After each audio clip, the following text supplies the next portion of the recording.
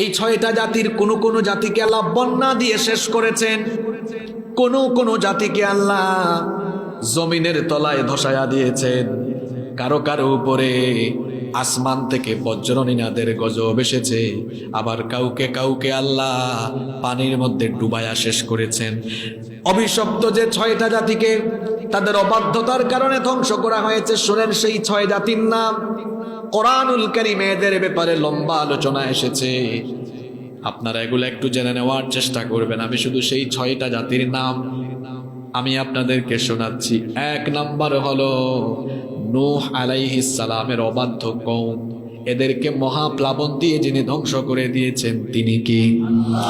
দুই নাম্বার হলো হুদ আলাইহিস সালামের আদ জাতি। তিন নাম্বার হলো সালেহ আলাইহিস সালামের সামুদ জাতি। চার নাম্বার হলো কওমে লূত আলাইহিস সালামের সম্প্রদায়। সমকামিতা পৃথিবীতে সর্বপ্রথম তাদের মাধ্যমে আরম্ভ হয়েছিল। নাম্বার 5 নম্বরে হচ্ছে শুআইব আলাইহিস সালামের মাদিয়ানবাসী। নাম্বার 6 নম্বরে হলো অভিশপ্ত ফেরাউন। এই ছয়টা জাতি, ফেরাউন শুধু নয়, ফেরাউনের জাতি সহ তার সৈন্য সহ লোহিত সাগরে ডুবাইয়া মেরেছেন কে? এই যে ছয়টা জাতির কথা বললাম, এই ছয় জাতির বিস্তারিত আলোচনা কোরআনে এসেছে। আল্লাহ তাআলা এদের ব্যাপারে কি বলছেন শোনেন।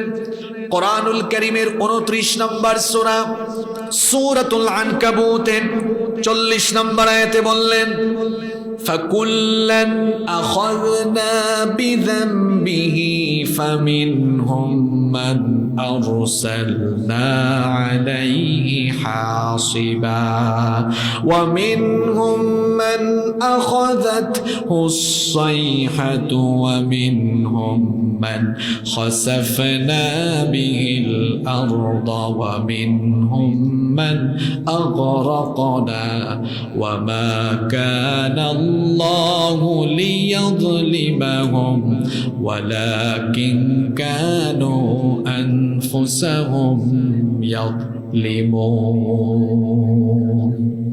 আল্লাহ তাআলা বলছেন প্রত্যেকটি জাতিকে তাদের অপরাধের কারণে, গুনাহের কারণে আমি পাকড়াও করেছি। ফামিনহুম মান আরসালনা আলাইহি হাসিবা, এদের মধ্যে কাউকে আমি এমন ভাবে পাকড়াও করেছি, এদের উপরে আমি প্রচন্ড ঝড়ো হাওয়া আমি নাজিল করে ধ্বংস করে দিয়েছি। এরপরে ওয়ামিনহুম মান আখাযাতহুস সাইহা, কারো উপরে আমি বজ্রনিনাদের গজব পাঠিয়েছি। ওয়ামিনহুম মান খাসাফনা বিহিল আরদ, কোন জাতিকে আমি জমিনের তলায় ধসায়া দিয়েছি। ওয়ামিনহুম মান আগরাকনা, কাউকে আমি আবার ডুবিয়ে মেরেছি।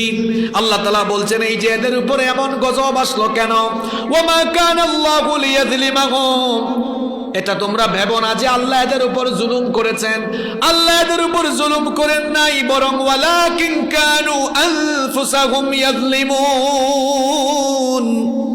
বরং এই অবাধ্য ছয়টা জাতি তারা নিজেরাই নিজের উপর জুলুম করেছিল, অবাধ্য হয়েছিল, সীমা লঙ্ঘনকারী হয়েছিল, বিদ্রোহী হয়ে উঠেছিল। এই জন্য অভিশপ্ত এই ছয়টা জাতিকে গজব দিয়ে তিনি ধ্বংস করে দিয়েছেন। তিনি কি? মনোযোগ আছে তো আপনাদের? যাদের মনোযোগ আছে তারা আজকের আলোচনা থেকে অনেক রসকস পাবে ইনশাআল্লাহ। গজব আসার কয়টা কারণ বলছিলাম? জোরে বলেন। আমি আজকে আলোচনা শেষে পয়েন্ট জিজ্ঞেস করব, দেখবো কারা কারা বলতে পারে। 1 নাম্বার কি বলেছি, কেন আল্লাহ গজব দেন? মাশাআল্লাহ, হইছে 2-4 জন এরকম থাকলেও হবে, বাদ বাকিরা কোন জাতের শ্রোতা একটু পরে বোঝা যাবে। সতর্ক করার জন্য, আপনি যেন সাবধান হয়ে যান। 2 নাম্বার, গজব আসে কেন? যে জাতি নাফরমানি শুরু করে দেয়, অবাধ্য হয়ে যায়, তখন সেই জাতির উপরে গজব আসে। কার তরফ থেকে? এই পয়েন্টে অবাধ্য 6টা জাতির কথা বলেছি। এই 6 জাতির কথা মনে আছে তো? 1 নাম্বার বলেছি কোন নবীর জাতি? নূহ নবী। 2 নাম্বার হুদ নবীর আদ জাতি। 3 নাম্বার সালেহ নবীর সামুদ জাতি। 4 নাম্বার বলেছি লূত আলাইহিস সালামের সমকামী জাতি। 5 নাম্বার বলেছি শুআইব আলাইহিস সালামের মাদিয়ানবাসী। 6 নাম্বার বলেছি অভিশপ্ত। মনে থাকবে তো?